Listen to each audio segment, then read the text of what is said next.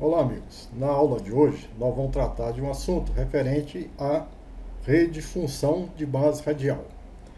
É uma modalidade de rede neural com algumas particularidades em termos de número de camada, em termos de função de ativação e que se mostra ter um potencial muito grande em alguns casos de predição, em particular na área de genética e melhoramento. Então, nós vamos descrever essa metodologia e ver a potencialidade de uso em alguns casos.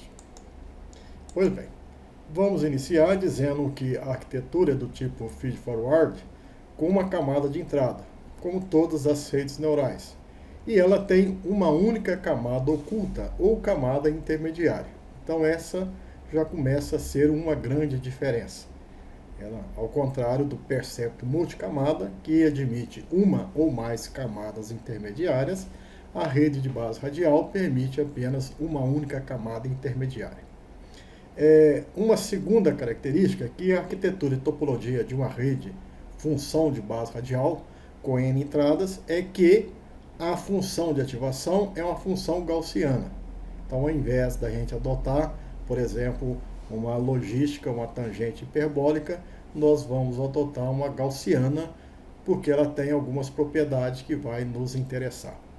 E uma terceira diferença básica é o processo de aprendizado, que ele é híbrido e conta com duas etapas que a gente pretende detalhar logo a seguir. Então essa seria uma estrutura onde nós temos várias entradas, aqui alguns neurônios que o usuário vai especificar, K neurônios na camada oculta ou camada intermediária, e que eles vai promover a saída com base numa função de ativação gaussiana. E posteriormente o procedimento é semelhante a um procedimento de percepto ou Adaline, por exemplo. Bom, se a gente fosse comparar com aquilo que nós já vimos, toda a nossa discussão ela vem, por exemplo, em problemas classificatórios, bastante típico, de estabelecer fronteiras. E a gente pensa que essas fronteiras são retas, planos, hiperplanos. Essa que é o objetivo, esse é o objetivo das funções e das redes neurais do tipo percepto multicamada. Ao contrário, nós temos agora a rede de base radial.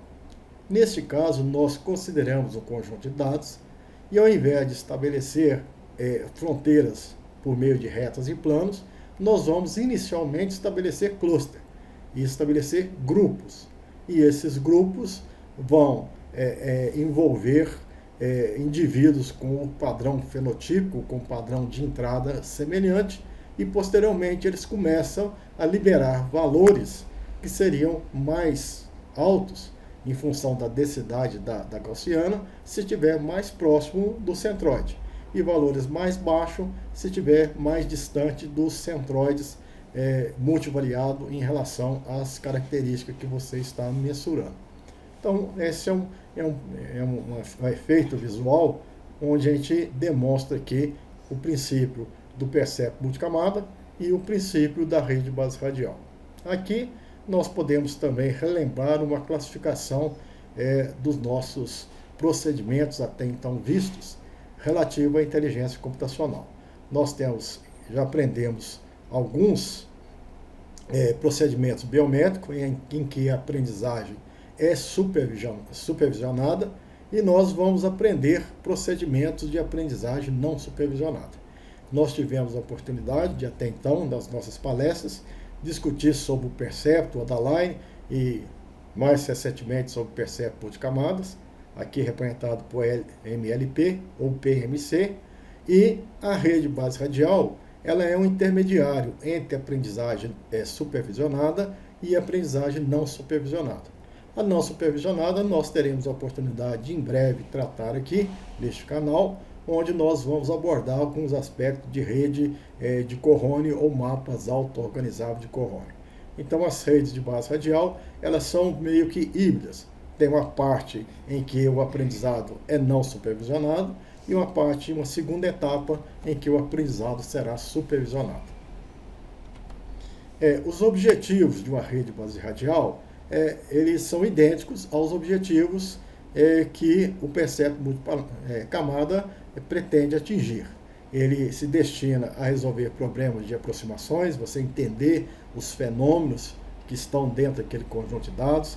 Ele se destina a predições, fazer predições, por exemplo, de valor genético, fazer previsões em séries temporais, fazer classificação de populações, de objetos, e todo e qualquer tipo de classes de duas ou várias categorias que você tiver interesse no estudo. Então, é uma aplicação bastante ampla e nós então devemos aprender as suas particularidades para fazer bom uso dela. Novamente, realçando as particularidades em termos de topologia. Então, nós temos aqui uma rede neural bem característica da rede de base radial, mostrando as entradas, são várias entradas, tal como todas as técnicas até então aprendidas. Aqui nós temos a saída, representada por um vetor ou por mais vetores que constituem aí as nossas saídas, seja de característica quantitativa, característica binária, multicategórica, sem problema nenhum. Uma propriedade é que a gente já está representando aqui a função de ativação de base radial. Ou seja, é uma função de ativação, nós vamos detalhar isso bem, onde nós temos a primeira etapa, que é uma etapa de agrupamento, e a segunda etapa, em que a informação chega e é liberada como sendo uma saída para a primeira camada e uma entrada para a última camada, onde vai haver o confronto entre a saída de rede e a saída desejada. Então, nesse caso aqui, nós vamos liberar valores. A gaussiana é interessante porque os indivíduos, os exemplos, vão ser agrupados. E aqueles indivíduos próximos dos centroides, ou desses neurônios caracterizados por centroide específico, eles vão liberar novos valores. E esses novos valores vão ser diferenciados. Se estiver dentro daquele centroide, ele vai ter a proximidade, ele vai então liberar um valor mais alto, em função da densidade da gaussiana. Se estiver mais distante, ele vai liberar um valor menor, em função de não pertencer àquela centroide, àquela população, com aquela média e com aquela variância ou espalhamento característico daquele centroide. Nós temos também aqui representado a camada de saída. O treinamento, que é importante particularizar, ele se dá em dois estágios, exatamente, que leva à particularidade da rede baseal ser do tipo híbrido, ou seja, uma parte de aprendizagem não supervisionada e outra supervisionada. Então, nesse primeiro estágio, nós não teremos a supervisão, ou seja, nós não teremos uma resposta desejada, algo que a gente pode confrontar para saber se existe erro ou não. Não existe a questão do erro, da diferença entre saída de rede e saída desejada. Existe sim, no primeiro estágio, um agrupamento, que nós vamos dizer que é um treinamento não supervisionado.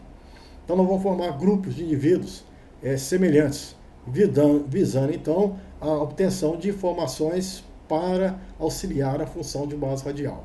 Essas informações, elas vão ser relativas a médias, variâncias e covariâncias, se for o caso. Então nós agrupamos, reconhecemos o conjunto de indivíduos, reconhecemos que aquele conjunto de indivíduos apresenta um padrão de média e um padrão de variância, um padrão de espalhamento. E com isso nos auxilia a segunda etapa, que é a etapa de liberar valores para a gente submeter a rede ao processo de aprendizado supervisionado. E o segundo estágio é realmente bastante semelhante à rede neural típicas, né, de percepto multicamada, ou seja, você passa a ter uma entrada, que é a saída da camada intermediária, e você tem a saída final, onde aí nós vamos encontrar as saídas desejadas para que exista o confronto entre a saída de rede e a saída desejada. A esse confronto, onde existe erro, onde existe mudança dos pesos sinápticos, nós tratamos como sendo um processo supervisionado, na presença então desses dois vetores de saída e de entrada, de saída de rede e saída desejada, que nos orientam a estabelecer pesos mais eficientes em termos de aprendizado.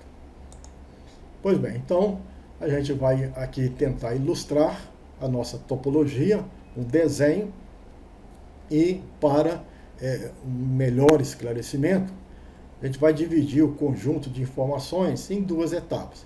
A primeira etapa, que é a etapa de agrupamento, nós vamos ter então as várias entradas relativas aos vários indivíduos, ou os vários exemplos.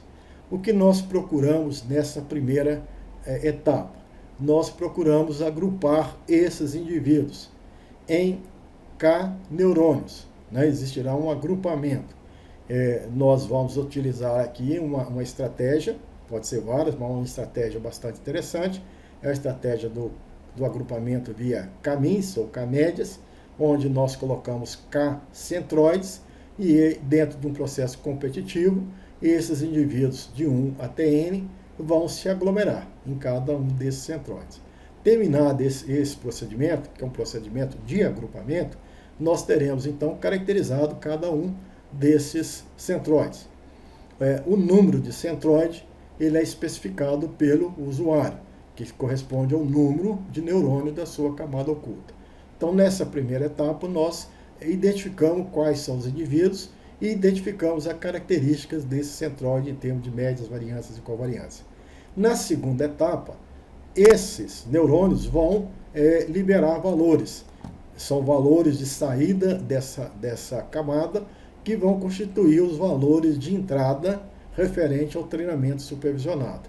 Nós vamos dizer que as entradas deixam de ser as variáveis originais, x1 até xv, passa a ser variáveis z, né, que são saídas desse neurônio, z1 até zk, onde k é o número de neurônios que você especificou na sua camada intermediária. Quais seriam esses valores? Esses valores são obtidos pela aplicação da gaussiana. A gaussiana é aplicada, nós temos os valores de cada indivíduo, nós temos já as médias de cada um desses neurônios, para cada uma das características, e nós temos a variância, que nós vamos discutir um pouco mais à frente.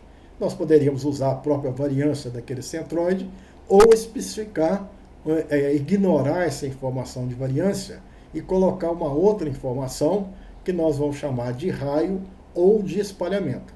Ou seja, cada um desse neurônio vai vai gerar valores, que são valores de saídas. Esses valores, se o indivíduo pertence àquele centroide, nós temos então a densidade atingindo um ponto mais alto, então nós temos um valor mais alto. Se o indivíduo não pertence àquele centroide, não foi agrupado, ele está distante dos pontos médios, a gaussiana vai liberar valores mais baixos em função da densidade.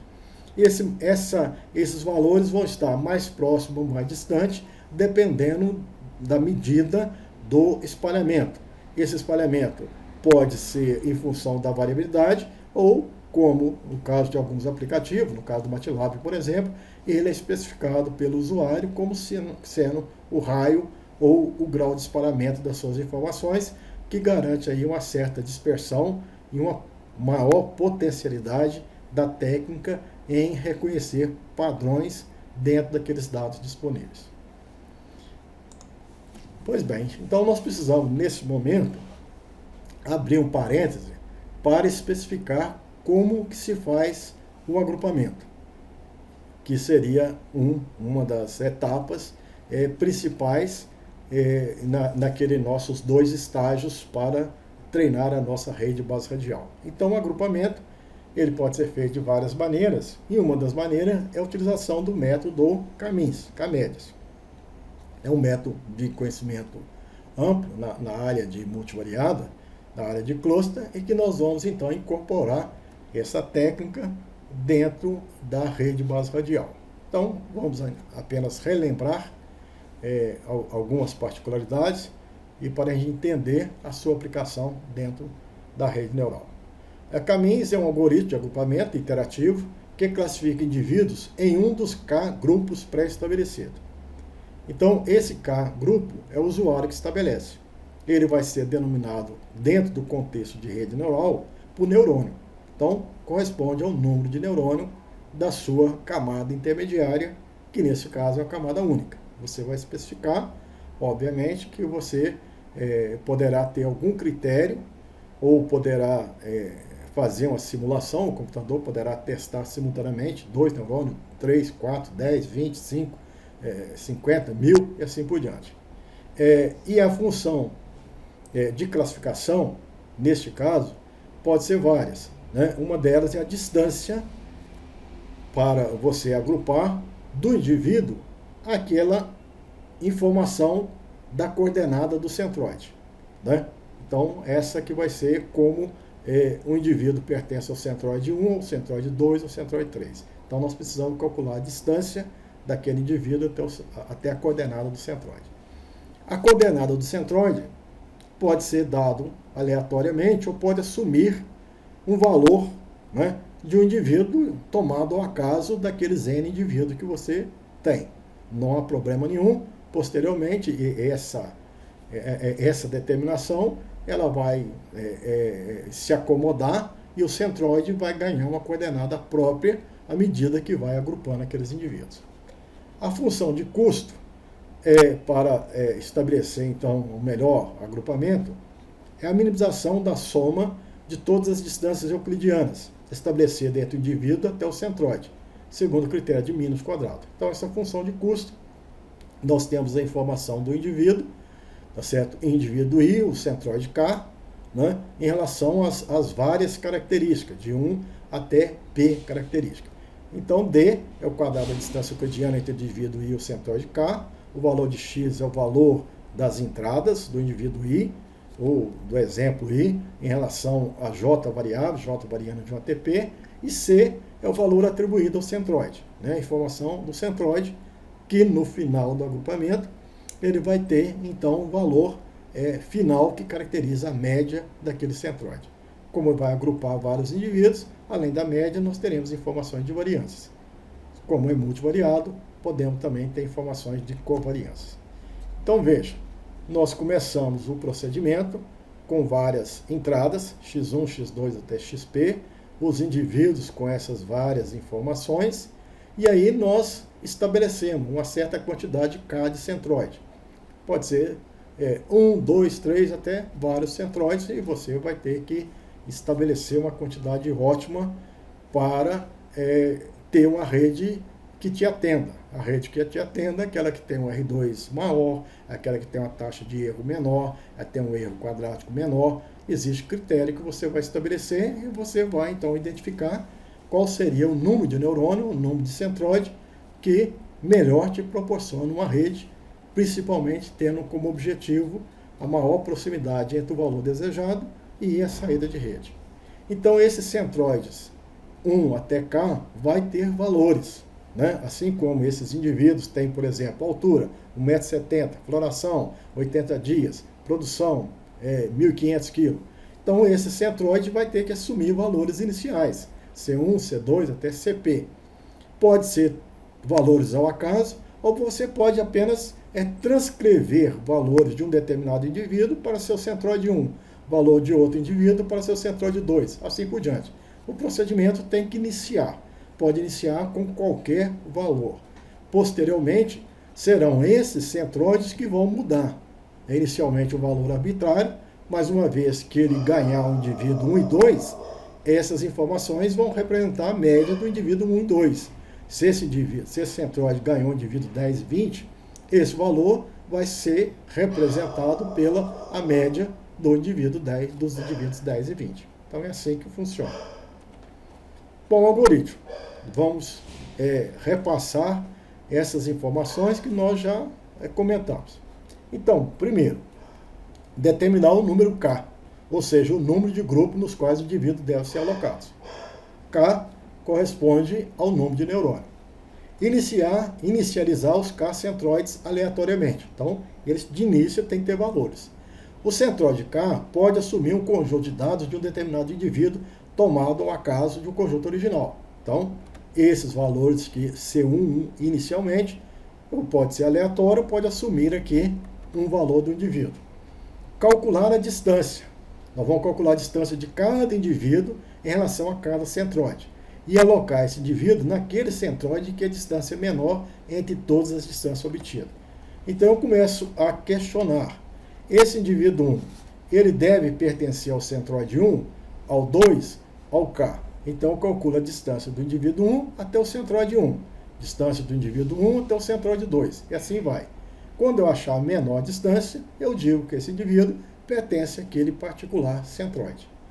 E eu vou fazendo isso com todos os indivíduos. Quando eu terminar, eu tenho quais são os indivíduos, digamos, aglomerados pelo centroide 1, pelo 2, até pelo K. Né? E eu atualizo, aí que vem a ideia. Eu tinha um valor inicial, tomado ao acaso, agora eu tenho um valor final, que é uma estatística. Atualizar os valores de cada centroide por meio das médias dos indivíduos que foram ali agrupados, alocados. Então, aqueles valores de C passa a ser a média. Então, nessa primeira etapa, nessa primeira época em que todos os indivíduos foram investigados, eu tenho agora os grupos e as coordenadas daquele centroide passa a ser a média. E eu retorno ao passo 3. Eu agora tenho uma nova coordenada, que representa a média, e eu começo a perguntar agora se o indivíduo 1 pertence a esse centroide atualizado, pertence ao outro centroide atualizado, e assim vai, eu vou continuando, até chegar a um ponto que o agrupamento não se altera. Ou seja, aqueles indivíduos que eu consegui agrupar na iteração anterior, é exatamente os mesmos que eu consigo agrupar atualmente. Então, se eu for atualizar as médias, não vai haver mudança. A média vai permanecer inalterada. Então, vou dizer que o agrupamento ele chegou ao final. Né?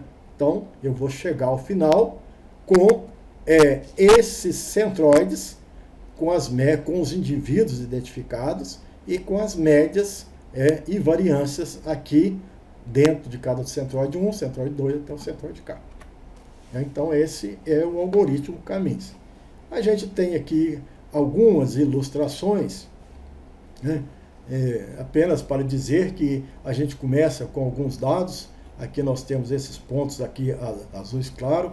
Nós colocamos 2 centroides representados por essas bolinhas vermelhas e eles então vão competir, né? Ou seja, essa bolinha vermelha vai ganhar quais indivíduos? Digamos que ele ganhou todos esses indivíduos azuis claros. E essa outro centroide ganhou todos esses aqui com azul escuro. E a gente calcula então uma média para x1 e para x2, aqui é um gráfico bidimensional, e esse centroide que estava nessa posição não são os dados dos indivíduos que movimentam. O centroide movimenta. E uma vez que ele se movimenta, nós reiniciamos o processo de agrupamento. Quais seriam os indivíduos que esse centroide atualizado vai ganhar? Então, ele vai, eu vou tentar calcular a distância desse indivíduo até esse centroide, desse indivíduo até esse centroide. Então, a gente chega à conclusão de que esse centroide agora ganhou todos esses. E que esse centroide agora ganhou todos esses daqui. Esse aqui, esse indivíduo azul escuro, foi perdido para esse centroide. Então, ele passa a ser azul claro. Então, eu atualizo as informações desse grupo, desse cluster, tento novamente. Se não houver novas mudanças, se nenhum indivíduo migrar de um cluster para outro cluster, eu digo que cheguei ao final e eu tenho o padrão final de agrupamento. Esse aqui do centroide 1, esse do centroide 2. Vai ter uma média aqui para x1, para x2, vai ter uma variância, e se é bivariado, vai ser covariâncias, correlações e tudo mais. Né? Então veja aqui numa ilustração em que esses centroides, eles começam, eu especifico, e eles vão se movimentando para o centro das nuvens de cada conjunto que existe naquela distribuição. Né? Então essa é a ideia de colocar 3 pontos, de oprimir inicialmente de forma aleatória, e por um processo competitivo, eles vão se aglomerando, né? Apenas eles se movimentam até atingir a representatividade daquela nuvem de informação. Bom, então vamos voltar, já que nós abrimos um parênteses para falar sobre caminhos, nós vamos voltar agora a falar sobre rede de base radial. Né? Então vamos relembrar e então inserir essa técnica dentro da nossa abordagem de rede de base radial. Novamente lembrando que temos entradas e saídas intermediárias numa camada única, né, inclusive com limiar.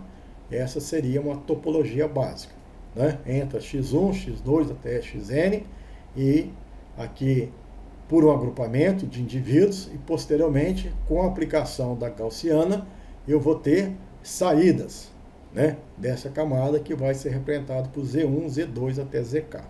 Essas saídas, por um processo de aprendizado, né, supervisionado, né, nós vamos então ajustar esses pesos sinápticos. Podemos aí usar, por exemplo, a regra delta generalizada. Posteriormente, nós reunimos dentro de uma função linear para ter a saída de rede que vai ser confrontado com a saída desejada. Então, vamos falar sobre a primeira etapa, a etapa de treinamento. Então, o objetivo é agrupar indivíduos semelhantes, visando a obtenção de valores, né, que vão gerar os pesos da função de base radial que compõe os neurônios da camada intermediária. Vai gerar toda aquela informação de médias, variâncias e covariância. Como é que nós fazemos o agrupamento?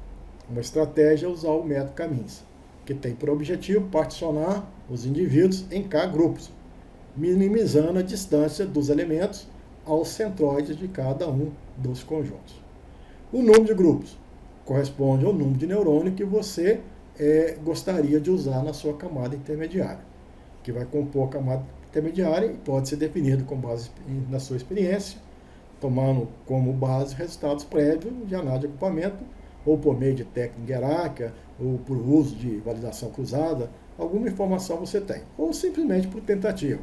Os aplicativos normalmente permitem você pedir que faça uma análise usando um neurônio, dois, até quantos neurônios você quiser, e ele te retorna. A melhor forma de resolver esse problema foi usando 32 neurônios. Então, ótimo. Isso não afeta em nada. O que interessa é o resultado final da predição ou da classificação. Vamos tentar fazer aqui um exemplo bastante simples, de caminhos, primeiro do caminhos e posteriormente a segunda etapa, que é a etapa do aprendizado supervisionado. Vamos imaginar que nós temos apenas 4 indivíduos e foram mensurados duas características, x1 e x2. Esse indivíduo 1 pertence à população 1, esse 2 à população 0, ou população 2, 3 à população 1 e aqui o 4 à população 0. Então, se a gente plotasse esse primeiro indivíduo, ele tem o valor de x1 20 e o valor de x2 é igual a 7. Então, ele estaria posicionado aqui. E os demais indivíduos aqui, x2, indivíduo 2, apresentaria o valor de x1 de 39 e valor de x2 igual a 2.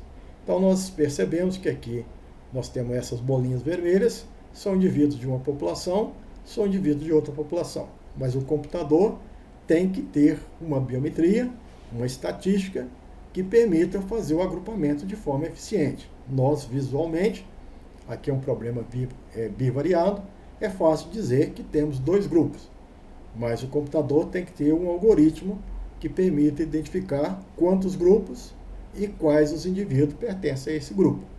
Então, nós vamos ver como é que trata esse problema. Então, nós consideramos os centroides. O centroide eu tenho que estabelecer valores aqui, ou arbitrário, ou assumir um valor qualquer, né? Então, as sementes, o valor inicial do centroide 1, eu vou falar que o centroide 1 tem os valores apresentados pelas variáveis do indivíduo 1. Então, aqui ele tem 27. O centroide 2, estou dizendo que eu gostaria de resolver o agrupamento com 2 centroides. Ele vai assumir os valores 39 e 2. São aqueles valores do indivíduo 2. Tomei, resolvi, né? Poderia ter tomado qualquer um para representar o centroide 1 e 2. Bom, então essa é a semente, é a parte inicial. Agora eu começo a questionar. Esse indivíduo deve pertencer ao centroide 1 ou deve pertencer ao centroide 2? Então tem que calcular a distância do indivíduo 1 até o centroide 1, ao vetor de médias desse centroide 1.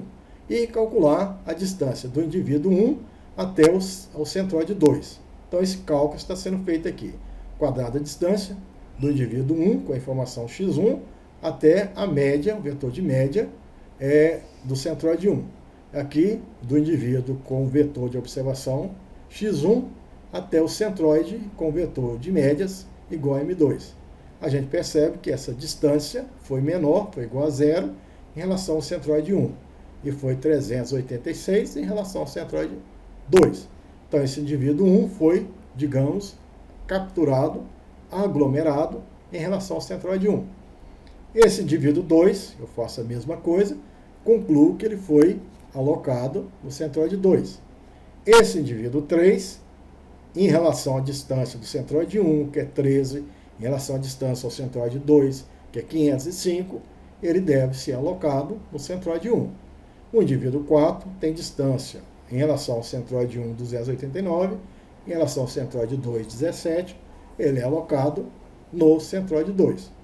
Então, terminada essa primeira rodada, em que todos os indivíduos são apresentados, eu chego à conclusão que o centroide 1 está formando um grupo com os indivíduos 1 e 3. Ele ganhou o indivíduo 1 e 3. O grupo 2, o centroide 2, ele ganhou os indivíduos 2 e 4. Se ele ganhou o indivíduo 1 e 3, eu posso, então, atualizar as médias. Ele ganhou o indivíduo 1 e 3. Então, eu tenho a média deles, que é o 20 mais o 18. 20 mais 18, tirando a média, ele passa agora a ter uma média de 19. Ele ganhou o 1 e o 3 em relação a outra característica, tem valor 7 e 10, tem uma média de 8,5. Já o centroide 2, que ganhou o 39 e o 35, tem uma média de 37. Ganhou o indivíduo 2 e 4 com valores 2 e 1, tem a média 1,5. Então veja que eu vou atualizar essas informações. Agora é uma estatística, não um valor tomado ao acaso, mas é uma estatística que guia as informações desse centroide. Uma estatística básica é a média. Outras informações eu posso ter, que é a variância, covariância, assim por diante. Bom, e continua o processo, né? Lembrando então o que eles ganharam. Vamos agora questionar. Esses indivíduos devem pertencer ao centroide 1 ou ao centroide 2 atualizado.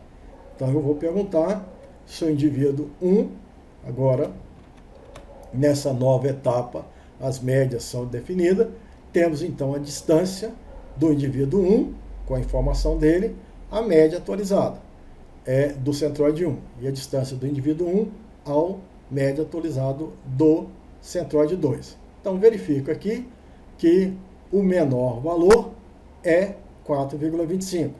Então deve pertencer ao centroide 1, ao grupo 1. A distância do indivíduo 2 ao centroide 2, atualizado, é 422 e 4,25. Menor valor para o centroide 2.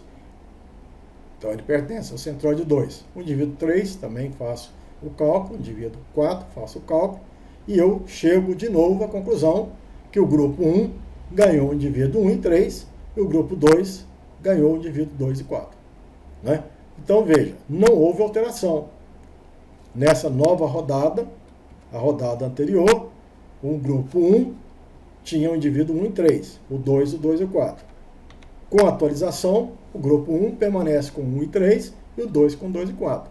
Nós vamos dizer que o processo de agrupamento chegou ao final, houve uma convergência. O algoritmo ele conseguiu agrupar aqueles indivíduos mais similares. Então, veja que eu passo a ter as informações do centroide 1, as informações do centroide 2. O centroide 1, então, conseguiu aglomerar o indivíduo 1 e o indivíduo 3. O centroide 2 conseguiu aglomerar o indivíduo 2 e 4. Isso faz com que ele tenha médias, né? É a média do centroide 1, a média do centroide 2, já foi visto anteriormente, e faz com que a gente tenha valores dentro do centroide 1 de variâncias e de covariâncias dos indivíduos que compõem o centroide 1, própria do indivíduo que compõe o centroide 2. Então, estão bem caracterizados. Então, nós temos os centros e, a princípio, nós temos até a dispersão de cada um desses centroides.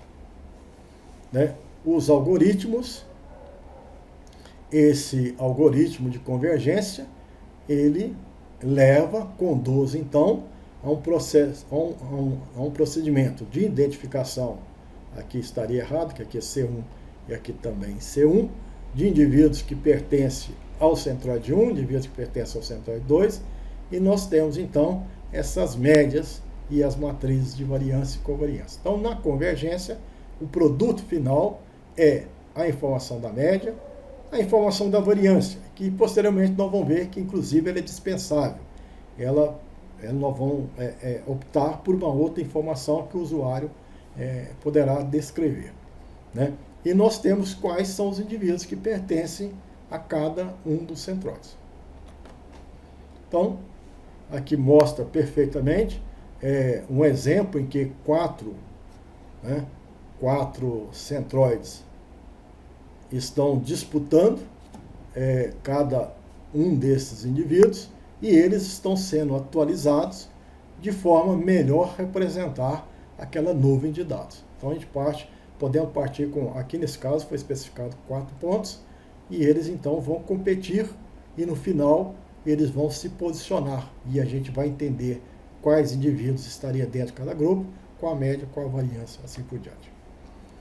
Então nós terminamos a primeira etapa, a etapa de agrupamento. Nós precisamos ir para a segunda etapa, onde nós vamos ter, de fato, o treinamento e os ajustes dos pesos sinápticos. Bom, nessa segunda etapa, o importante é que você tenha um conjunto de indivíduos que estão sendo analisados, de exemplos, e temos as entradas. As entradas são os valores que cada neurônio ou cada centroide vai dissipar, vai liberar. E nós temos aqui a saída desejada, que é classificar esse indivíduo em população 1, população 2, população 1, população 2.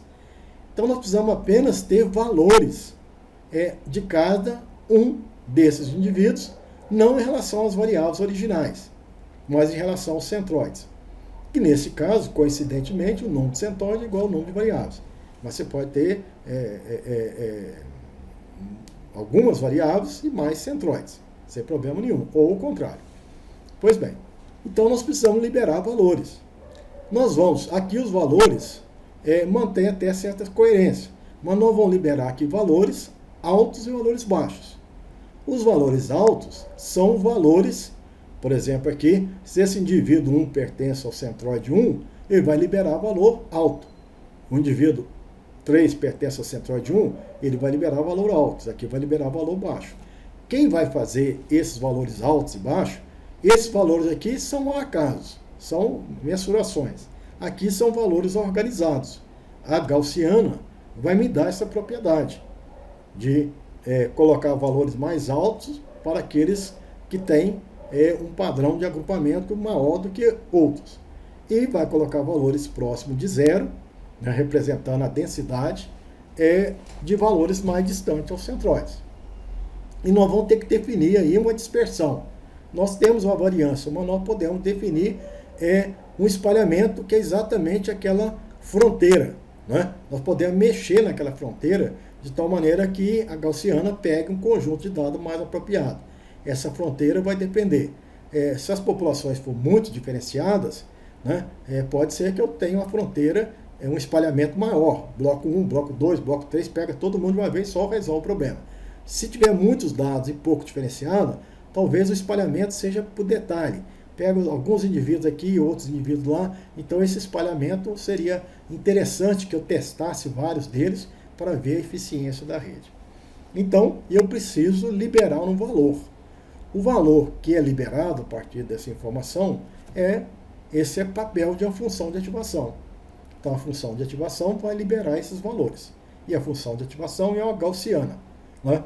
Por exemplo, essa função, né, é uma parte da densidade multinormal. Bom, então vamos tratar com mais detalhe a saída dessa camada intermediária.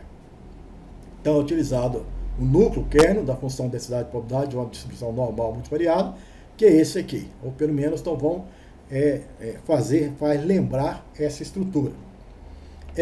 A gente, na verdade, precisa que essa saída seja a função da informação do indivíduo, aquele indivíduo perto do centroide, libera valor maior, que a densidade vai subir. E precisa do centro, que é representado pelo vetor de média, e precisa da largura dessa cauda, né, desse espalhamento, que pode ser representado pela variação, ou posso substituir aqui por um valor arbitrário. Então ele libera valores Z, que nós vamos entrar na segunda etapa, que é a etapa de rede neural propriamente dita, que vocês já têm conhecimento. Posteriormente, eu reúno todas essas informações, posso reunir e liberar uma saída por meio da função linear, que resulta numa saída de rede comparada com a saída desejada, e eu declaro se a minha rede é ou não eficiente. Bom, mas nós podemos trabalhar com essa função de ativação ou outras. Aqui na literatura tem essa função multiquadrática inversa. Então veja que ela tem os valores de maior chance, né, próxima do valor C, que é o centro, e o espalhamento pode ser maior ou menor. Então nós temos aqui algumas curvas que permitem liberar maior valor na medida que está mais próximo do centro e ter maior ou menor espalhamento. Então nós temos alguns tipos, né, que dependem essencialmente dessas informações, né, de variâncias, do raio e tudo mais. Bom, se nós pensarmos que de fato, vamos pensar inicialmente que a saída seja por meio desse kernel da multivariada, da normal multivariada. Então nós vamos trabalhar com essa informação. Eu vou inserir o valor da informação da média de cada indivíduo, e para o centroide 1, ele vai liberar o valor. Então, se eu representar aqui, mas eu já sabia que o indivíduo 1 pertencia ao centroide 1. Então, ele libera valor de 0,78, um valor relativamente alto. O indivíduo 2, na hora que eu colocar a informação, de 39,2. Aqui é a média do centroide 2. Aqui é a matriz de variâncias e covariâncias que a gente está pressupondo aqui ser homogênea, por exemplo. Uma matriz sigma 1, a matriz, né, da sigma 1, a matriz da sigma 2 e tudo mais. Então, a informação do centroide 1. Esse aqui, o valor vai ser, como ele não pertencia, vai ser um valor muito pequeno, igual a 0, por exemplo. Esse indivíduo 3, a mesma forma. Eu sabia que ele pertencia ao centroide 1, por isso ele liberou um valor alto, né? E aqui o indivíduo 4, que não pertencia, liberou valor baixo. Então, o segundo neurônio, que tem uma matriz sigma 2, aqui representada. Então, eu vou introduzir o indivíduo 1, mas ele não pertencia ao centroide 2. Então, libera valor próximo de 0. O indivíduo 2, ele está próximo do centroide 2, então libera valor alto. O indivíduo 3, libera 0. O indivíduo 4, que pertencia ao centroide 2, libera valor alto. Então, eu tinha essas informações originais, e agora, que era x1 e x2, agora eu tenho o valor z1 e z2. Né? Eu tenho um conjunto de informações da densidade e com valores altos e valores baixos. Valores mais altos está mais próximo daquele centroide. Então, as entradas agora passam a ser 0,78, 0, 0,78, 0. Então, valores altos para aqueles indivíduos que sabidamente pertenciam àquele neurônio, que foram agrupados por aquele neurônio, e valores aqui, os outros indivíduos agrupados pelos outros neurônios. Então, agora a questão de rede neural passa a ser simples, ou passa a ser tal como aquilo que nós já apresentamos, com as entradas Z e a saída desejada. Bom, agora nós vamos aplicar as nossas teorias de percepto. Então, novamente aqui, fazendo uma ilustração, onde eu tenho aqui dois centros e aqui as variâncias, e eu percebo que à medida que os indivíduos pertencem ao centro, ele adquire valor maior.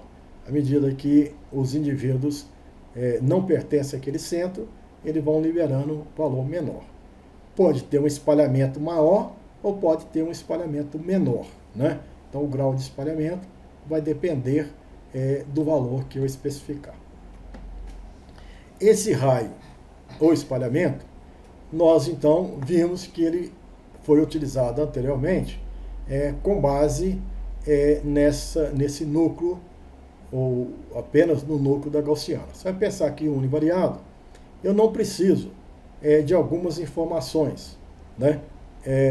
eu posso simplesmente colocar esse problema em função da distância da informação do indivíduo e ao centro, e desprezar informações de variância e dessa constante, de forma que o meu problema possa ser colocado apenas em função dessa estrutura, né?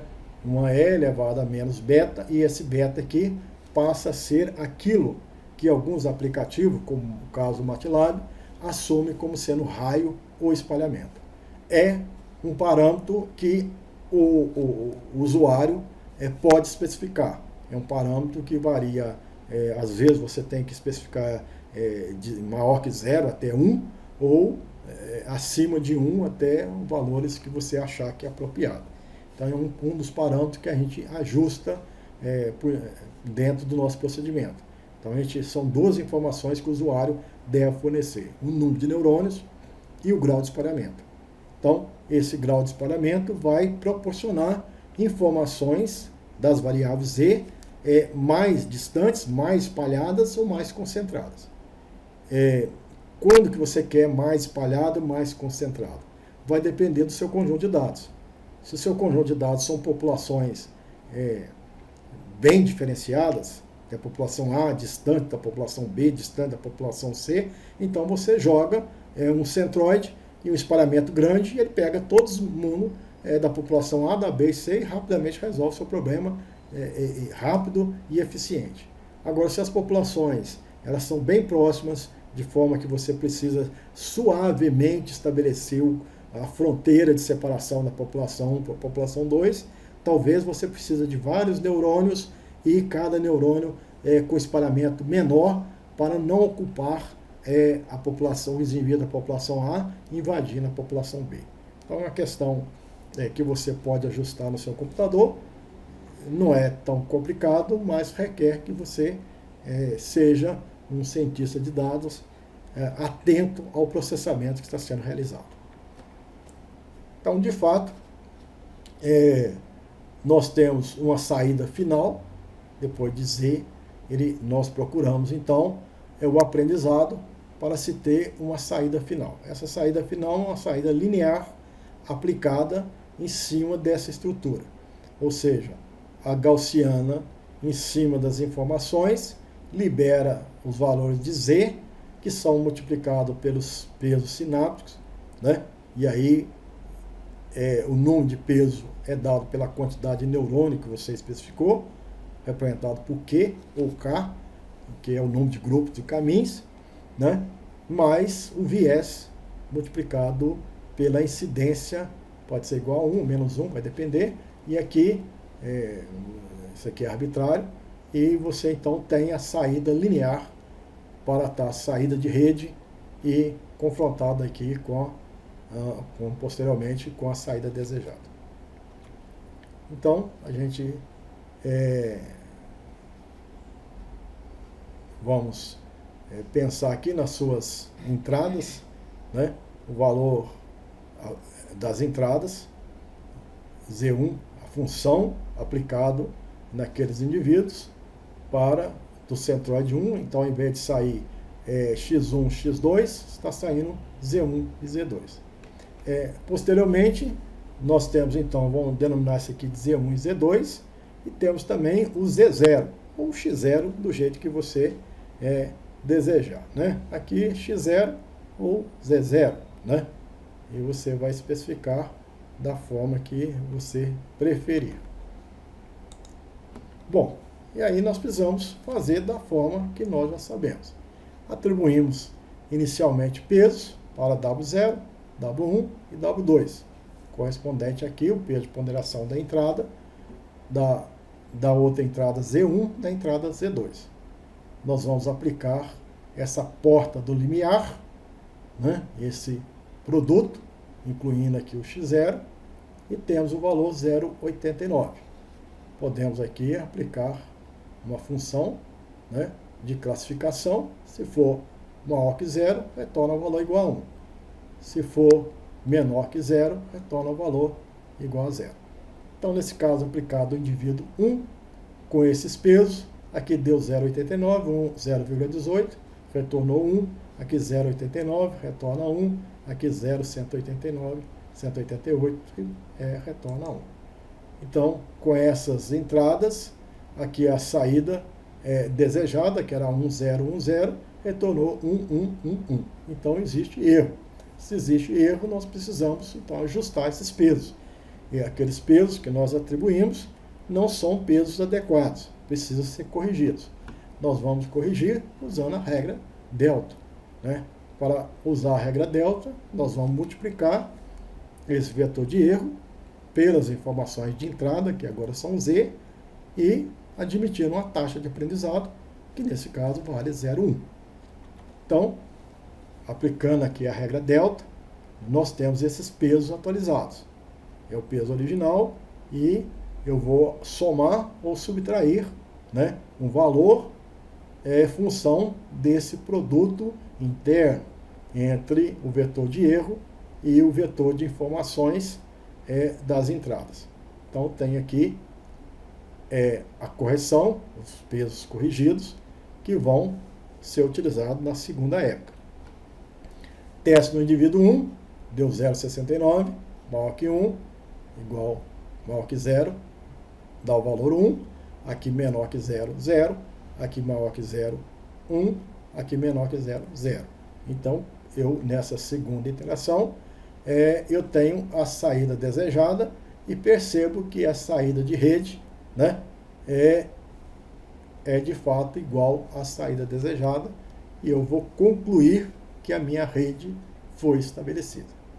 Então, a rede neural que permite classificar aqueles indivíduos em população P1 e P2 é uma rede que gastou 2 neurônios para primeiro agrupar os indivíduos, gerar novas informações e, com base nessas informações novas, se for ponderada com esses pesos, eu vou conseguir, então, uma taxa de erro igual a 0. Então, essa é a rede de base radial que foi estabelecida. Com as 2 etapas de treinamento, a etapa de agrupamento e, posteriormente, um treinamento supervisionado. Vamos passar agora para algumas aplicações práticas, para visualizar a potencialidade da técnica. A primeira aplicação, a aplicação de ajuste de modelo. Nós já vimos um exemplo, né, onde nós temos aí um problema típico de regressão múltipla, onde existe uma variável y, função de várias variáveis explicativas, x1, x2, x3, x4, x5, no conjunto de dados que nós já conhecemos em palestras anteriores. O objetivo é predizer y, e nós já fizemos essa predição utilizando a regressão linear múltipla, a regressão por meio da estratégia de variáveis fixa, por meio da estratégia de stepwise, e nós já temos aí alguns resultados. Nós também fizemos isso com base em percepto multicamada. Os nossos dados vêm de uma população com 2.000 indivíduos. O arquivo, então, tem 2.000 linhas e 6 colunas. Nós partimos esse arquivo com essa denominação em 2. Um com 80% dos dados destinado a treinamento e o outro com 20% destinado à validação. As análises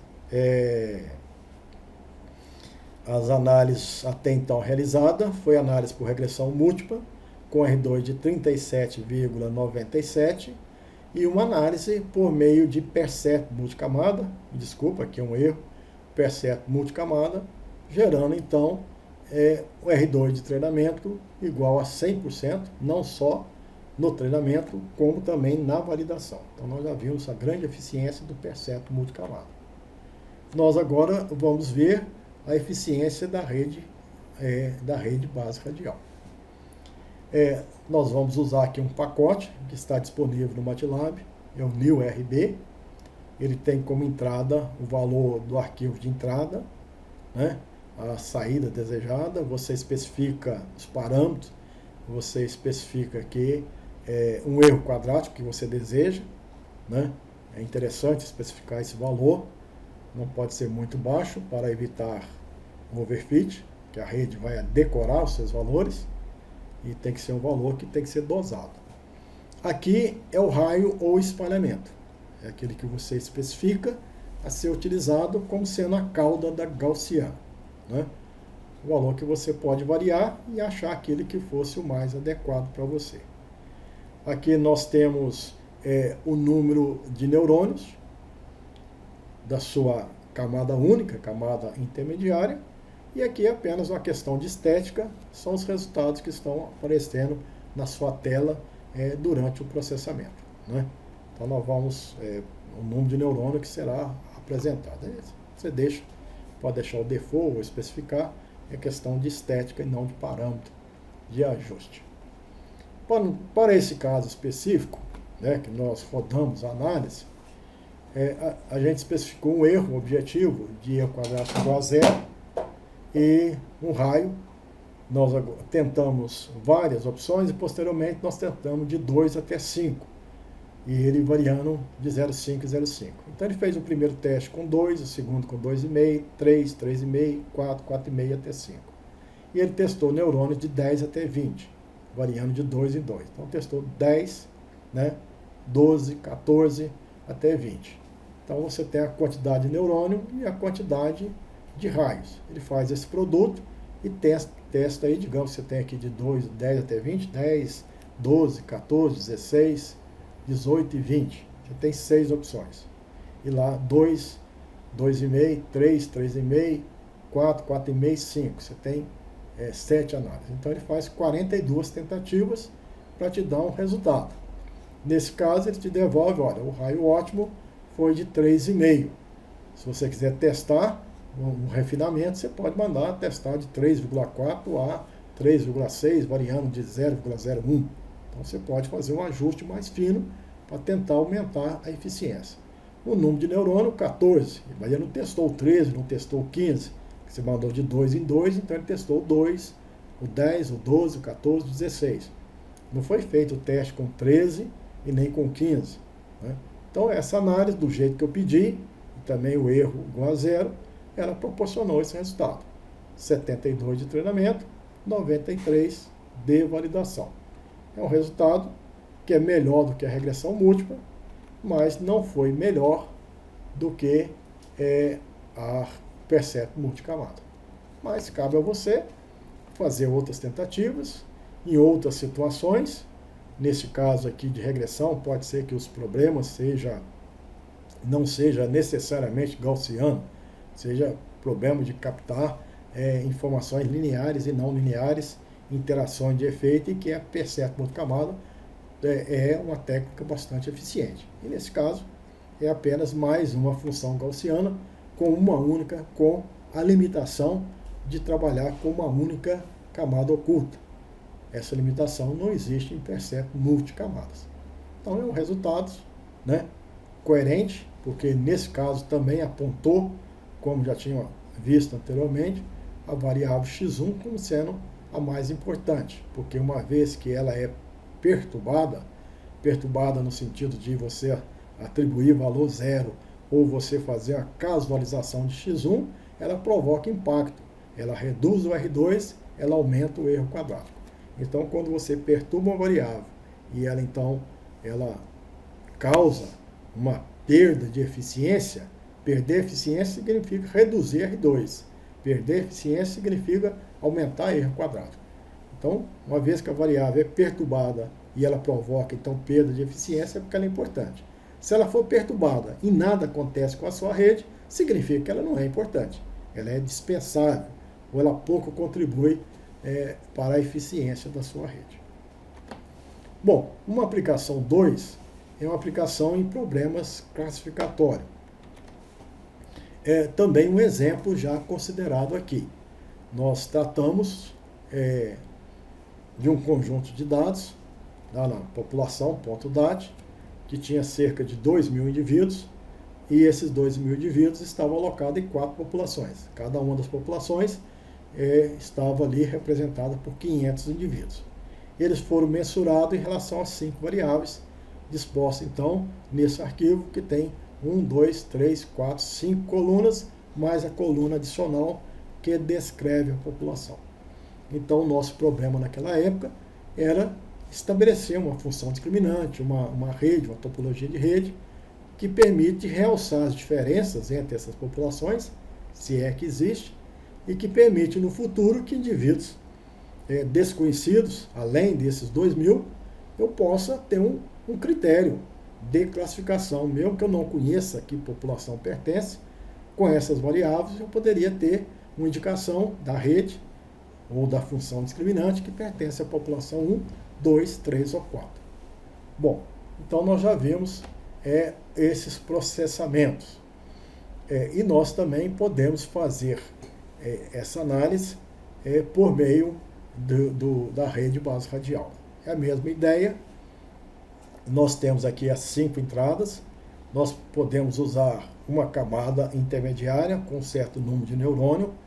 Eu tentei aqui de 25 até 51 neurônios. Ele me respondeu dizendo que 29 neurônios seria apropriado, né? E aqui a camada de saída, sendo 4 populações, ao invés de ser um vetor com os números 1, 2, 3 e 4, nós então inserimos uma matriz, em que a primeira coluna é a incidência de 1, se o indivíduo pertencer à população 1, 0 se não pertencer. A segunda coluna vai ter incidência de 0 e 1. Se o indivíduo pertence, naquela linha correspondente, ganha valor 1. Na linha que ele não pertence, né, ganha valor 0. Então, é dessa maneira que a gente trata. E a gente consegue aqui um resultado de taxa de erro de 1,125 no treinamento, 27,25 na validação. Então, esse é um resultado encontrado com esse raio ótimo, esse número de neurônio. Nós fizemos uma outra tentativa com outra quantidade de variação de raio ou de neurônio, também com 1,75 e na validação 25,25. Apenas relembrando de que a função discriminante de Anderson linear para tratar esse problema dava erros em treinamento e em validação. E nós já tínhamos usado aqui o PMC, que realmente tinha provocado erro de treinamento menores, mas agora a rede base radial também se mostra mais eficiente do que a função linear ou a função quadrática, e o PMC, em questão de validação, se mostrou mais eficiente. A rede base radial ela é um pouco melhor do que a função discriminante de Anderson, linear ou quadrática, mas nesse caso também ela se mostrou inferior na solução desse problema classificatório em relação a percepto multicamada.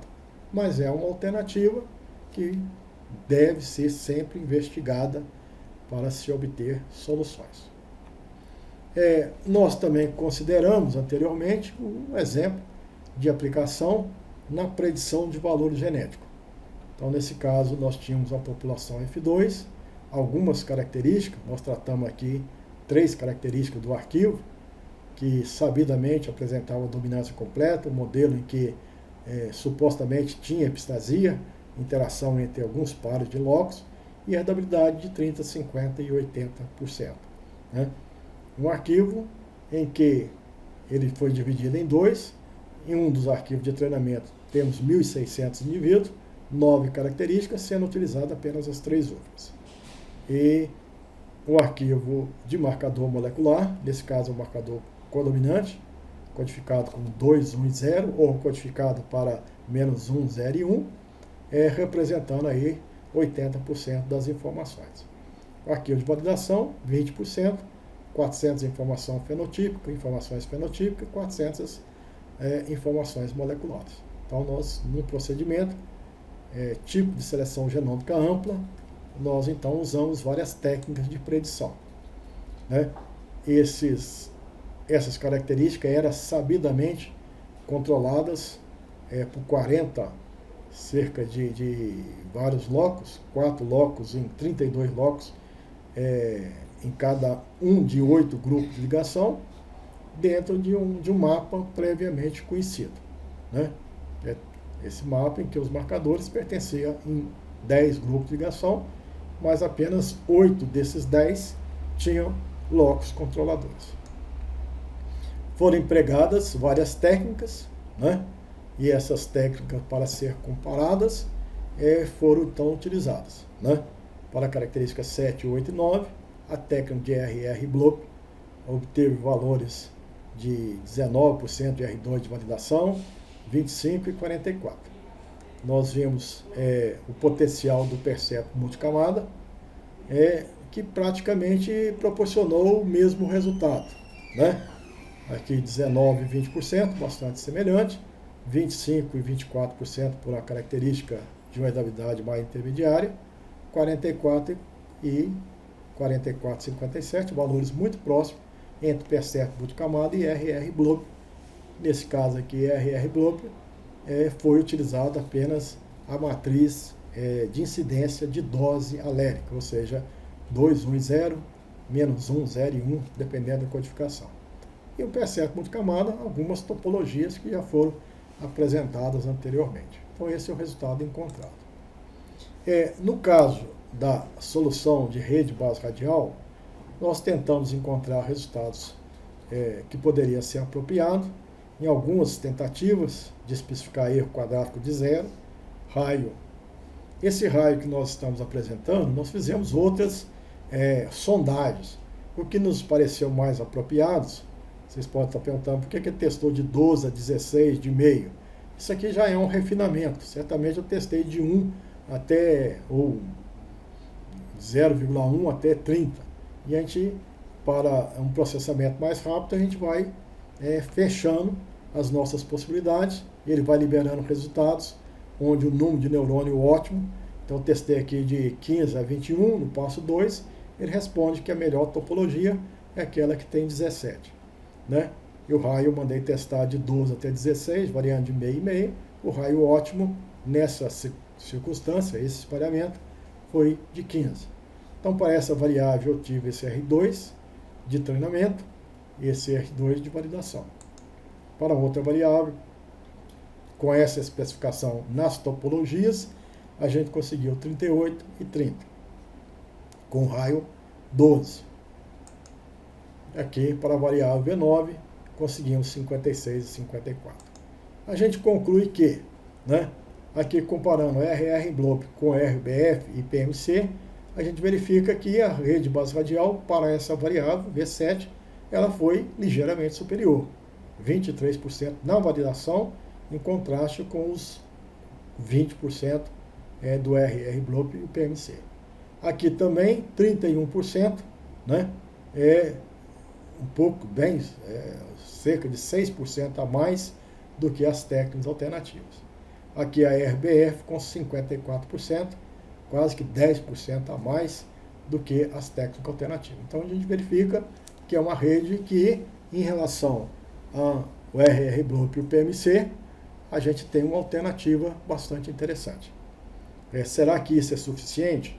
Bom, no futuro a gente vai estar apresentando, ou a pretensão de apresentar aqui algumas outras técnicas alternativas, com árvore de decisão, BAG, floresta aleatória, BOOST, MARS, linear ou quadrático, que algumas técnicas elas podem ser, a RBF aqui foi para essa variável a melhor das opções.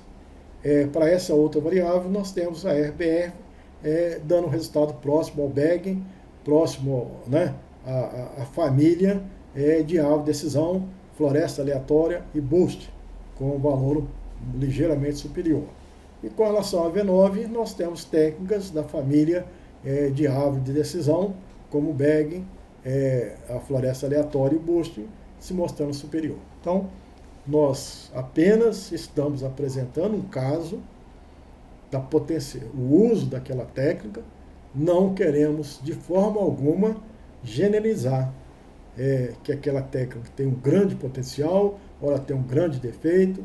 Não, nós apenas pretendemos apresentar com a ideia de que você adquira o conhecimento das particularidades da técnica, adquira conhecimento de como processar os seus dados e, diante de resultados, diante, né, das dos princípios conscientes, as teorias bem conhecidas e aplicadas, você chega à conclusão de qual seria a melhor alternativa para gerar um resultado que vai ser útil para o seu objetivo. Que nesse caso aqui, nós estamos enfatizando o melhoramento genético. Então, nesse momento, era isso que a gente gostaria de apresentar.